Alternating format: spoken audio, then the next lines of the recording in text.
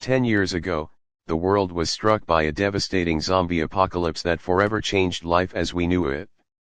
Now, in the present day, the situation has not improved, and the world is still plagued by the undead. However, the zombies have evolved, now exhibiting distinct types that make them more challenging to deal with. The dumb zombies, known as the homers, are slow and act in ridiculous ways, like getting their tongues stuck on ice, which makes them easy to kill. On the other hand, the Hawkings, the smart zombies, are capable of making plans and using logic. For example, they might take the eye of a dead scientist to open an iris scan lock. Lastly, there are the ninja zombies, who are stealthy and skilled in sneaking up on their victims, catching them by surprise. In Washington, D.C., a group of 4 survivors has managed to stay alive despite the chaos. This group includes Tallahassee, his girlfriend Columbus, and her sister Little Rock.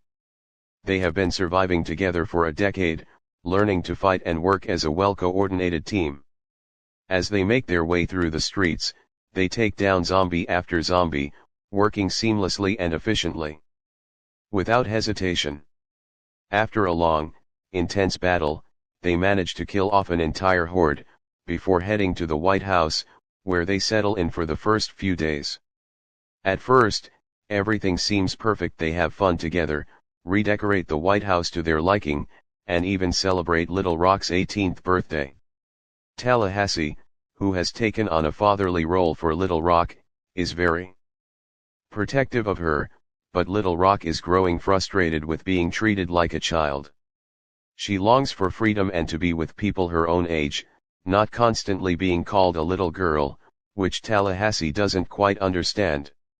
Weeks later, Tallahassee decides to celebrate Christmas early, giving Little Rock a gun that used to belong to Elvis Presley.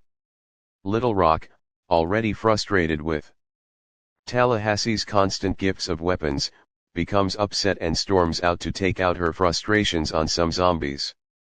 Meanwhile, in the bedroom, Columbus surprises Wichita with a marriage proposal. Wichita, feeling nervous, has doubts about marriage, as she believes it always ends in divorce, so Columbus agrees to give her time to think about it. The following morning, the group discovers that the sisters have left, leaving behind a vague note. The sisters, traveling in Tallahassee's modified car, discuss their decision to leave. Little Rock wants independence, and they encounter Berkeley, a musician of Little Rock's age and a pacifist, who tells them about a new breed of zombie that is tougher and faster. In the weeks that follow, Tallahassee and Columbus try to occupy themselves at the mall, but Columbus can't stop moping over Wichita. Tallahassee mocks him and suggests they go back to the road and start fresh. Just then, they are confronted by a zombie, which Tallahassee kills in a dramatic fashion. However, Columbus argues that the real zombie kill of the year goes to a farmer who used a tractor to run over a zombie, creating a zombie cube. Later, Columbus visits a candle store, only to find a girl named Madison, who is overjoyed to see another survivor. She joins the group, much to Tallahassee's annoyance. At the White House, the group soon realizes that Madison is somewhat naive, but Columbus, eager for company, ends up engaging with her. During the night, Tallahassee hears a noise and, mistaking it for a threat, fires his weapon, nearly shooting Columbus. After investigating, they are shocked to find Wichita in the garage, explaining that she returned to grab more weapons and that Little Rock is gone. Little Rock had developed a crush on Berkeley, and they were heading to Graceland. Wichita, however, is very concerned about her sister, fearing she is unprotected. After learning about the new, stronger zombies, Tallahassee and Columbus agree to help Wichita find Little Rock. Wichita is upset about their decision to join her, but apologizes to Columbus for leaving without properly saying goodbye. Meanwhile, Madison forces her way into the group, making things even more tense. Eventually, the group heads out in a minivan, something Tallahassee despises for being unmanly, but it's all they have. Madison, still somewhat clueless, becomes a source of frustration, but Columbus allows her to join the group anyway. As they journey, Little Rock and Berkeley continue to bond, smoking marijuana and enjoying their time together. When the group stops at a bus, they are ambushed by a horde of zombies.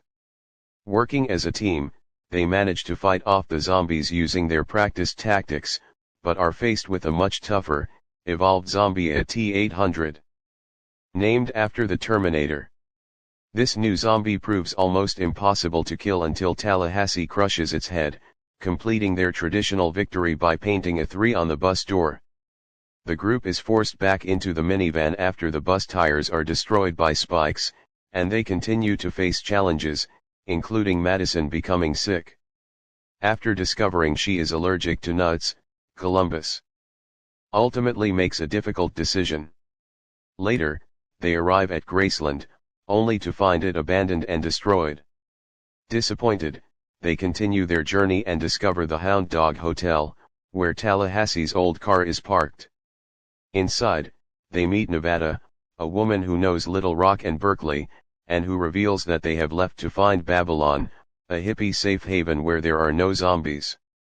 Meanwhile, Tallahassee and Nevada begin to bond, and after a night together, the group learns that Berkeley and Little Rock have reached Babylon, a secure community with high walls. The group is allowed entry after giving up their weapons, but Little Rock reveals that the peaceful community may not be the right fit for them. Tallahassee, seeing her as an adult, decides to leave once again. As they travel, they are confronted by a horde of T-800s, which leads to an epic showdown.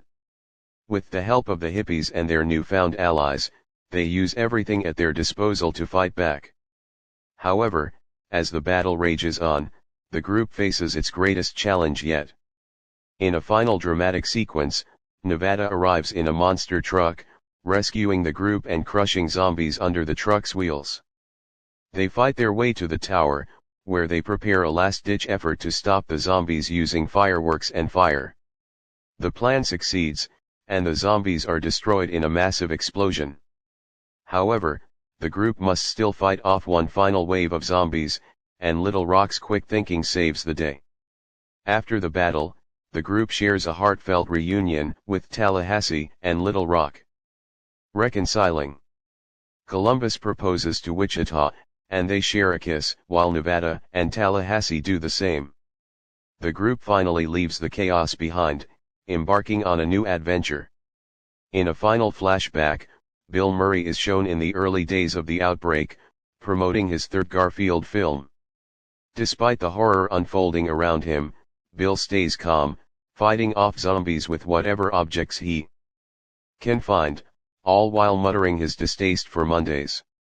As the video ends, viewers are encouraged to subscribe and stay tuned for more adventures.